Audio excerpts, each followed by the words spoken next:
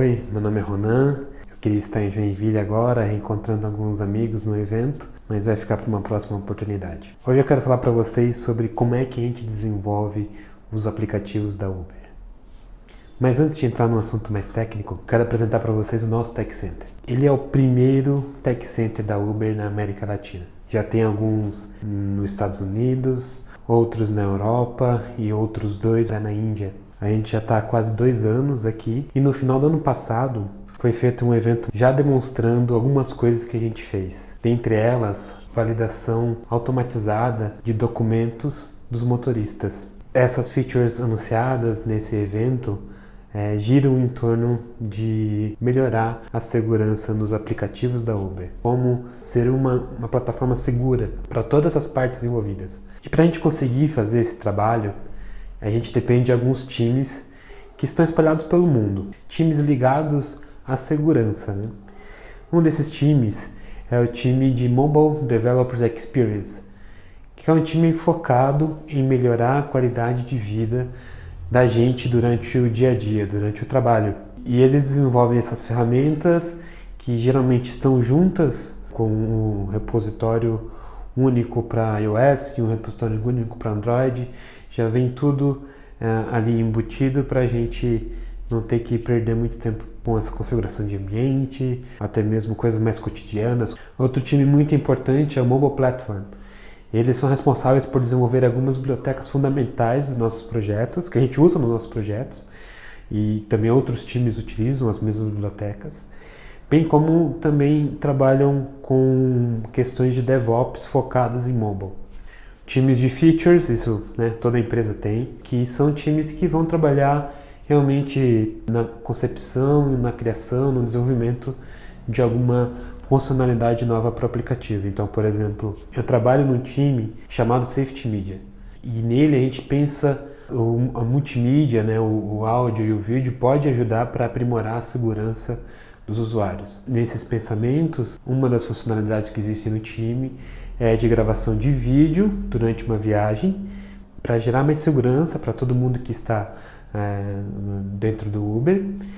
Não existe um time, na verdade, você não está apenas no time de revisores ou apenas no time de features, né? Muitas vezes você faz parte de um ou mais times. E é o caso do time de revisores. Por exemplo, quando qualquer pessoa vai precisar utilizar alguma biblioteca de áudio ou vídeo do iOS, por exemplo, eu faço parte do time de revisores que vai verificar se esse pull request aberto está usando a biblioteca da melhor forma possível. E às vezes até mesmo lembrar a pessoa, eu vi que você está usando essa biblioteca, usando essa função, esse pedaço, e na verdade a gente já tem uma abstração pronta para isso, você pode usar. Então, cria-se esses times também para avaliar os usos daquilo que está sendo submetido, sugerir mudanças e assim por diante. Entrando um pouquinho mais em código agora, são mais de 5 milhões de linhas de código só para os aplicativos mobile da Uber. Isso iOS e Android. A gente tem mais de 160 módulos que são utilizados no desenvolvimento do produto. Mais de 600 pessoas no desenvolvimento dos aplicativos. Uma das coisas que não são muito legais, a gente tem um build time ainda muito longo, e principalmente quando você tenta rodar um projeto inteiro. Eu saliento esse ponto porque no dia a dia, dado tudo aquilo que os times de suporte fazem pra gente, a gente nunca carrega o projeto inteiro no ambiente de desenvolvimento, por exemplo, seja Xcode ou Android Studio. A gente sempre carrega pedaços disso. O rollout, o deploy, na verdade. Para a web é tudo mais rápido. O deploy está a um clique de acontecer. Tem toda uma infraestrutura mais ágil para isso. Já para mobile, os usuários pouco atualizam o aplicativo. Então não quer dizer que o bug que eu corrigi hoje e amanhã vai estar disponível, já vai estar arrumado para o usuário. E então só da dependência da loja já demoraria uma semana assim para bater com o nosso calendário do que eu fiz hoje para chegar para um usuário da semana que vem. E se as pessoas não atualizam o aplicativo, isso demora muito mais. Então, são algumas coisas que a gente tem que levar bastante em consideração quando está trabalhando com desenvolvimento mobile, né? E além disso, é um aplicativo mundial. A gente tem que se preocupar com uma funcionalidade que ainda não pode ser liberada em algum país, ou com formas de escrever um idioma, né? Tem idiomas que a apresentação vai ser sempre da direita para a esquerda, ao invés de esquerda para a direita. São esses detalhes que fazem o desenvolvimento mobile com os detalhes, com uma complexidade a mais do que um desenvolvimento apenas de back-end. E resulta no que a gente precisa, que é ter confiabilidade em tudo que a gente faz para mobile, né? Então, se a correção de algum bug pode demorar mais de uma semana para chegar para o usuário. Então, a gente tem que se garantir o máximo antes de enviar qualquer coisa para a produção. Confiabilidade dá para começar conversando sobre arquitetura.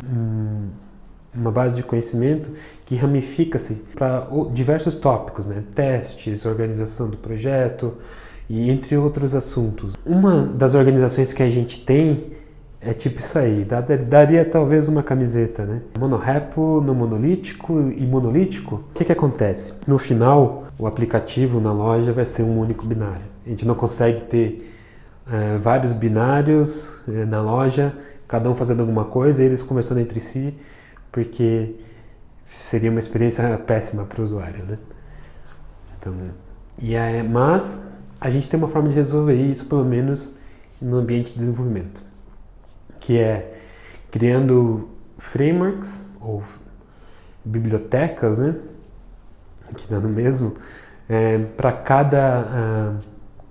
cada domínio, digamos assim.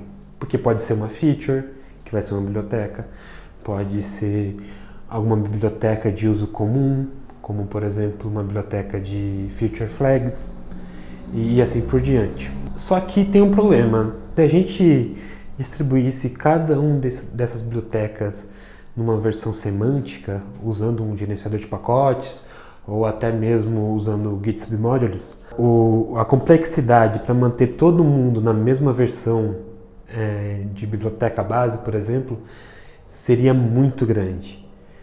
E então a gente optou de ir no caminho de deixar tudo no mesmo repositório. Isso tem suas desvantagens, né?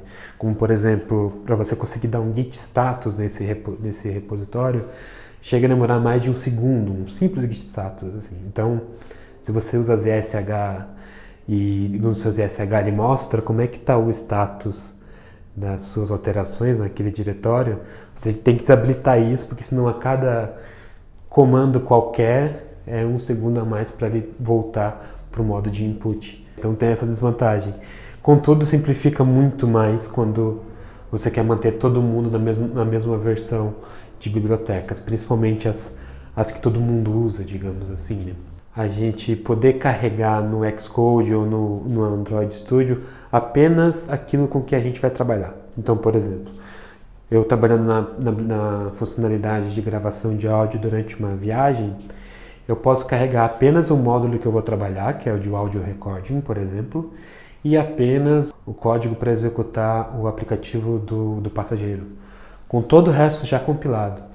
Então, toda vez que eu vou alterar alguma coisa em audio recording, eu recompilo apenas essa minha biblioteca e rodo o aplicativo de passageiro.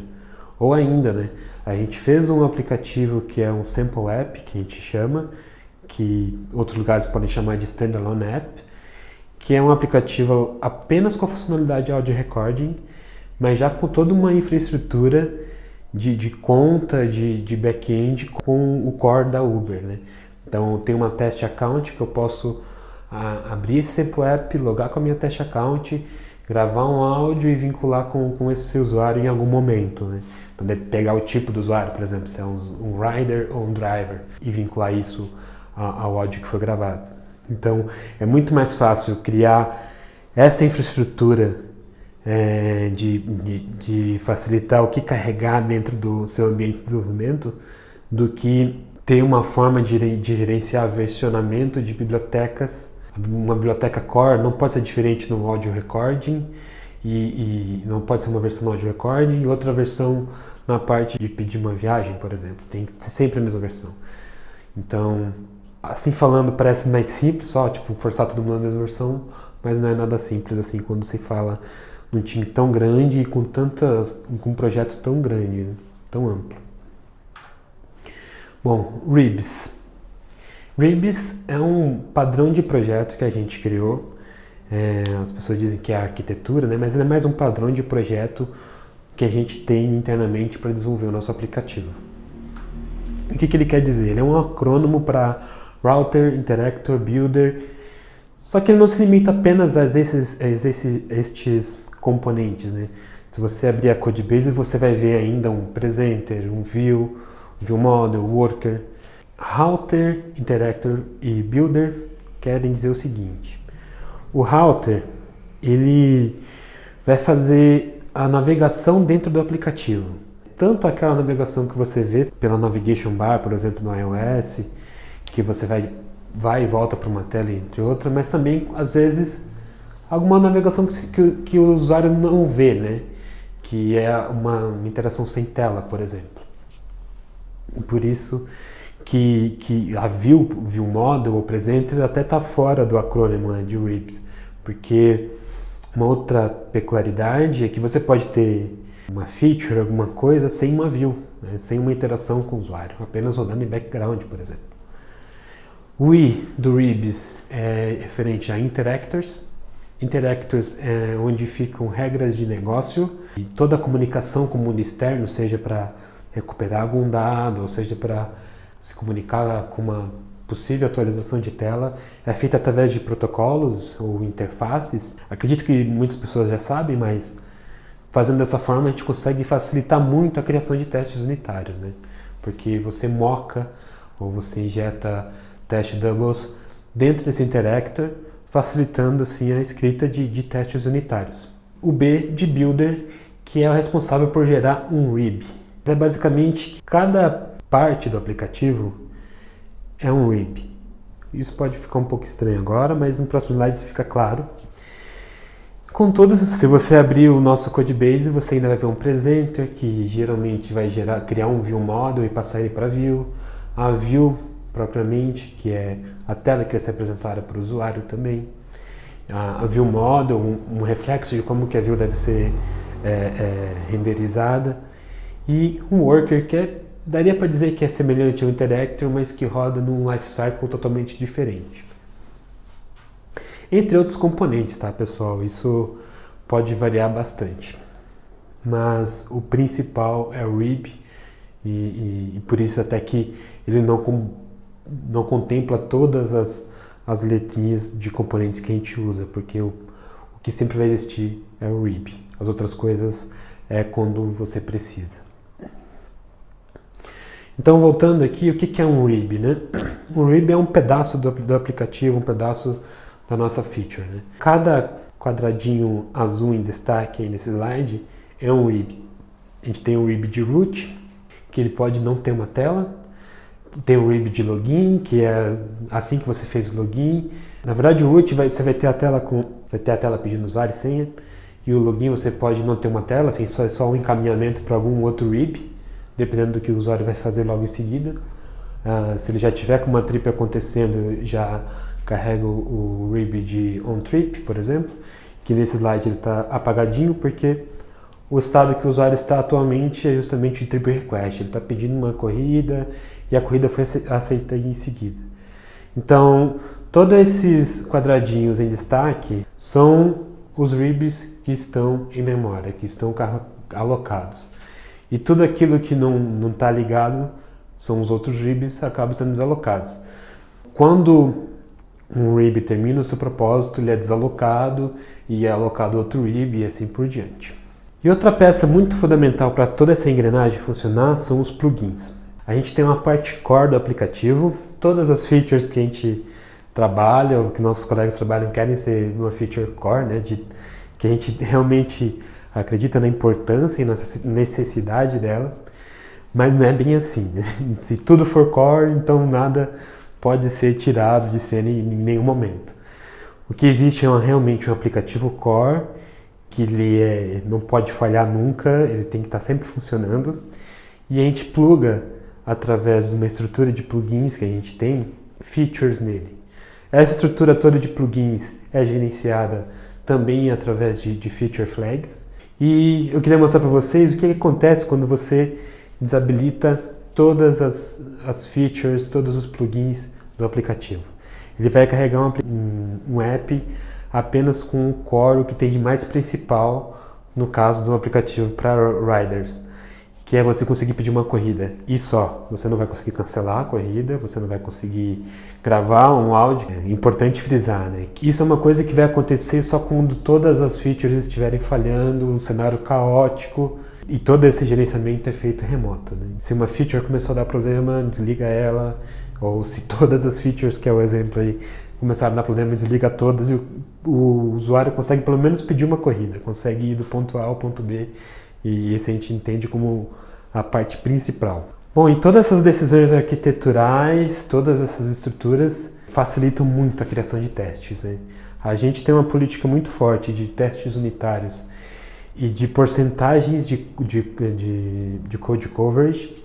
Então, algumas entidades você tem que estar em 100%, como por exemplo o Interactor, routers. Outras têm uma regra um pouco mais branda. E a gente faz muito desses testes automatizados, testes unitários. A gente tem pouquíssimos testes de integração e a gente ainda tem muitos testes manuais. Uma porção de cenários de testes manuais que são executados todas as segundas-feiras antes de promover aquele build para produção. Qualquer falha que acontece nessa bateria de testes manuais, parado tudo, o build não vai para a loja, a gente inicia um processo de hotfix. O processo de hotfix pode conter apenas aquilo que corrige o bug, nada novo pode entrar nesse build. O monitoramento é uma parte muito importante também para a gente saber se o nosso aplicativo está funcionando. Então a gente usa bastante Grafana, Kibana para saber, para conseguir analisar a taxa de erro e assim por diante. Uma outra ferramenta externa que a gente usa é chamada PagerDuty. Quando é a sua vez de estar no plantão, digamos assim, aplicativo, no serviço que vai entrar em contato contigo, caso alguma taxa de falha seja atingida. Então é assim que a gente monitora. Experimentos, né? É o que todo mundo conhece como feature flags. A gente tem uma estrutura própria de gerenciamento desses experimentos, um dashboard próprio, e que a gente liga e desliga flags, e também uma biblioteca interna de uso nos aplicativos mobile para fazer essa interação com essa ferramenta online de gerenciamento de experimentos. Como que a gente faz uma feature? Como tudo começa? Tem um documento já bem estabelecido no mercado, que algumas empresas utilizam, chamado Product Requirements Process, que é o PRG, que começa com um resumo do que vai ser implementado nessa feature, né? Qual que é a ideia geral. Então as pessoas avaliam esse resumo, fazem algumas perguntas iniciais, e esse resumo sendo aprovado, a gente elabora o documento completo, que vai conter detalhes sobre as regras de negócio, hipóteses a serem testadas, né? Tipo, será que só de ter a gravação de áudio acontecendo durante uma viagem já vai inibir alguém de fazer alguma coisa? Essas e outras hipóteses são levantadas. Uma apresentação superficial da arquitetura que vai ser utilizada, tanto em mobile quanto em back-end. Algumas metas e prazos, como a gente pretende organizar isso, muito previamente, né? E alguns estudos que já foram feitos com usuários, algumas pesquisas. As terminologias, isso é um ponto muito importante, né? Porque você vai entrar no projeto, um documento desse, por exemplo, para o projeto de gravação de vídeo, você tem que saber alguns termos que estão ali inclusos para ter uma compreensão completa do documento, né? E alguns protótipos de tela também entram nessa fase. Em seguida, agora sim, Engineering Review Process, onde a gente vai descrever tudo o que a gente precisa para implementar aquilo, como que a gente vai implementar, né? Então, aqui sim a gente vai detalhar como que a arquitetura que a gente vai adotar no mobile, por exemplo. É claro que sempre seguindo o RIBs, mas às vezes, por exemplo, na captura de áudio, foi necessário fazer um wrapper em cima da biblioteca de áudio nativa do iOS para que a gente conseguisse testar melhor e assim por diante. E nesse caso, o RIB não se encaixava, então a gente aborda isso nesse documento, né? Mesma coisa para o back-end e assim por diante.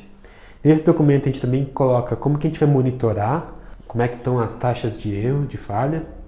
Passa todo, né, o desenvolvimento, a gente termina a feature, legal, estamos de acordo com o documento.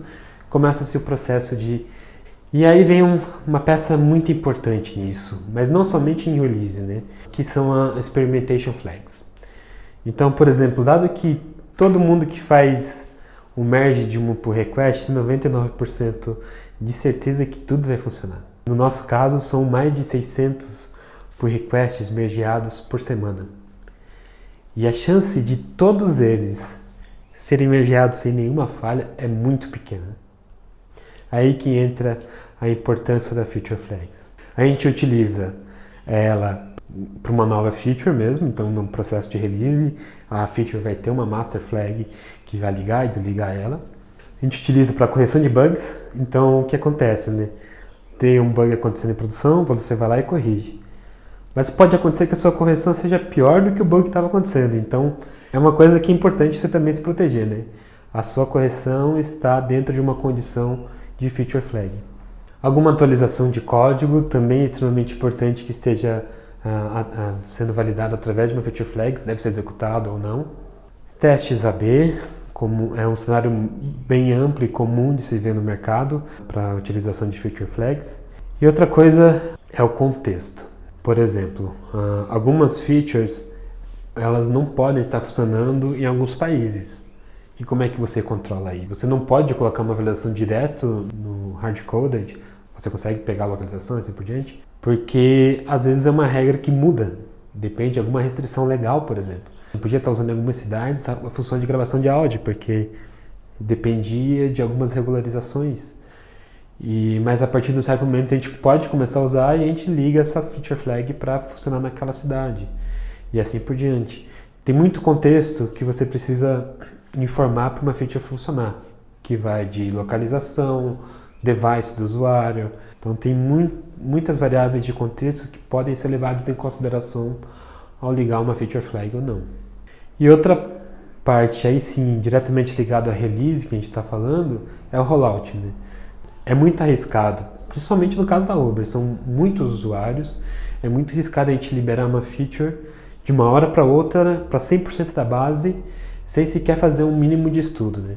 A Apple Store e a Play Store disponibilizam esse tipo de recurso, de um rollout automático, mas ainda não é o suficiente para a forma com que a gente quer controlar.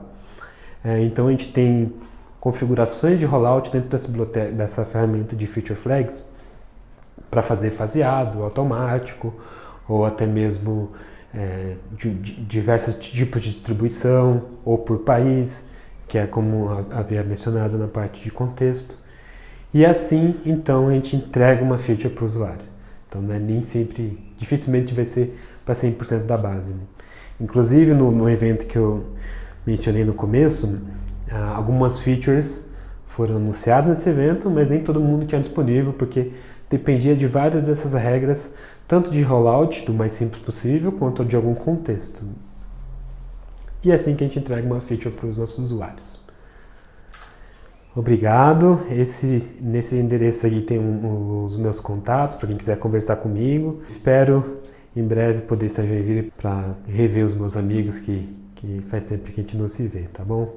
Um abraço, tchau e fiquem bem.